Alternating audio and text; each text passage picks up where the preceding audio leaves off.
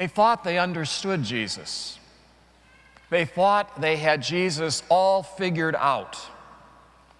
They watched him grow up.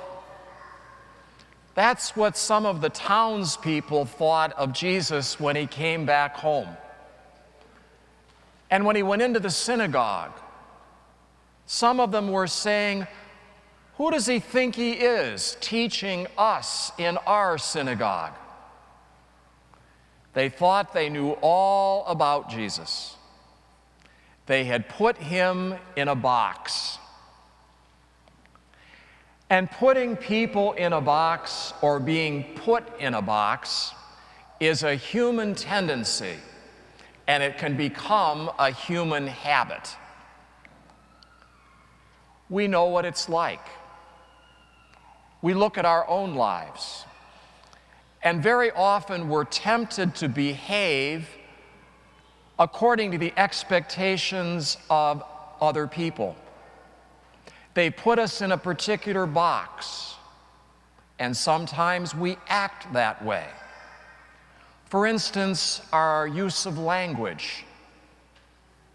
Sometimes people will use words among their friends, or at work, or texting, that they would never use at home with their family, and certainly would never use in front of me. But they act like the box in which they've been placed. But we are all more than what people think of us. And people are all more than we think of them. We sometimes put other people in boxes too. But that more often comes out. Somebody will say about us, "I didn't know you had that in you." They say in surprise. Or we might say about somebody else, "I didn't know you had that in you." We are all more than what people think about us. But those boxes are around. And in today's gospel, Jesus' own townspeople put him in one. If they only knew who he really was, the one they thought they had all figured out.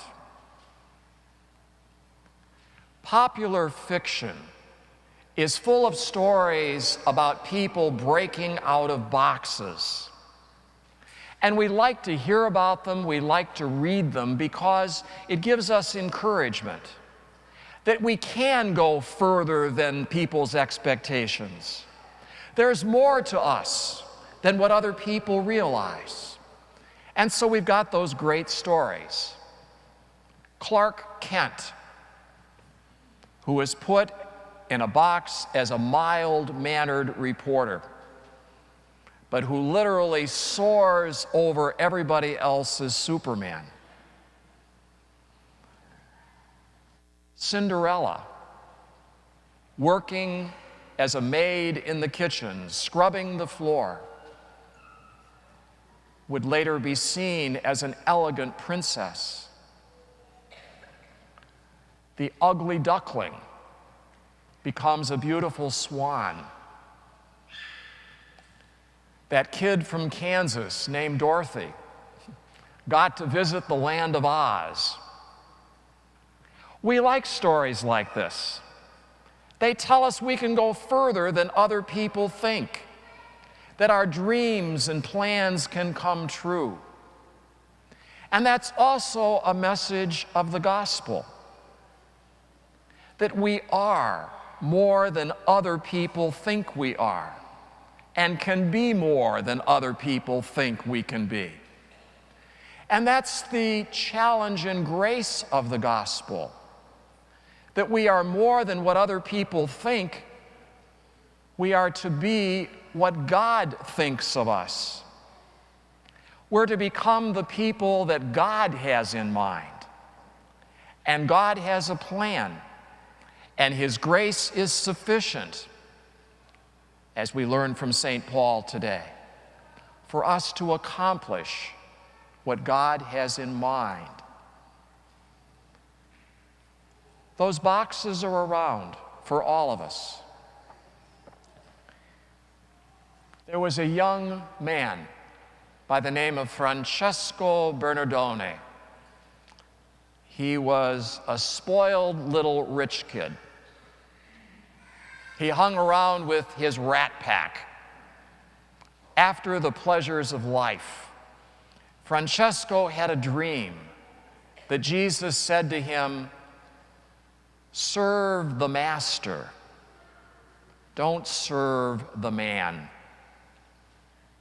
He couldn't get that out of his head. Partying with his buddies lost its flavor. And one day, Francesco got off his horse and embraced a leper. And he went home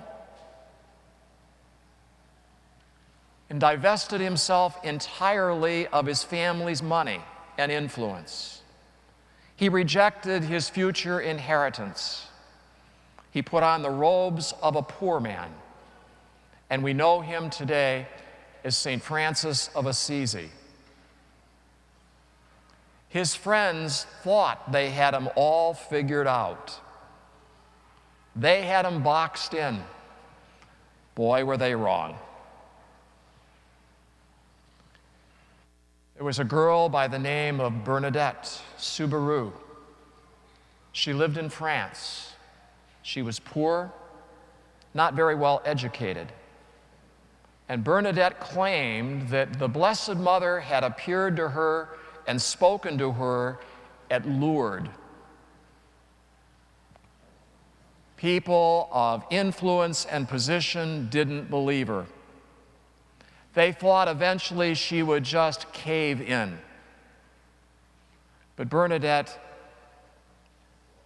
she had it in her to be firm in what she related. And we know about Our Lady of Lourdes and her message through Saint Bernadette Soubirous. There's another lady that you may have seen pictures of. She's often portrayed as elderly, wearing a wool stocking cap over her gray hair, with a tweed overcoat, very well worn, that covered a drab, dark dress. She was a rebel. She had had an affair. She even had an abortion. People put her in the box of a loser, all until she met Jesus Christ. And she became a Catholic. God graced her rebellious nature in a good way. She took up causes that were needed. And in doing so, she irritated many people. Several gunshots were fired at her. She was investigated by the FBI. She served time in jail because she was part of a protest for the rights of migrant farm workers. She co-founded the Catholic Worker newspaper. She opened places of hospitality for the poor and the hungry.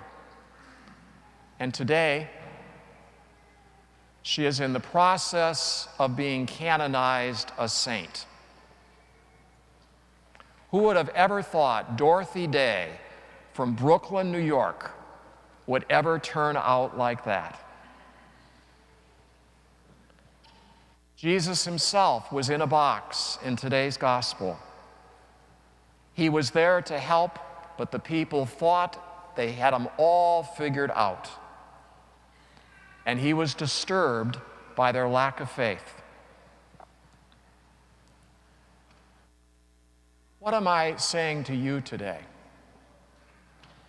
This: God has called you and me to be personally holy.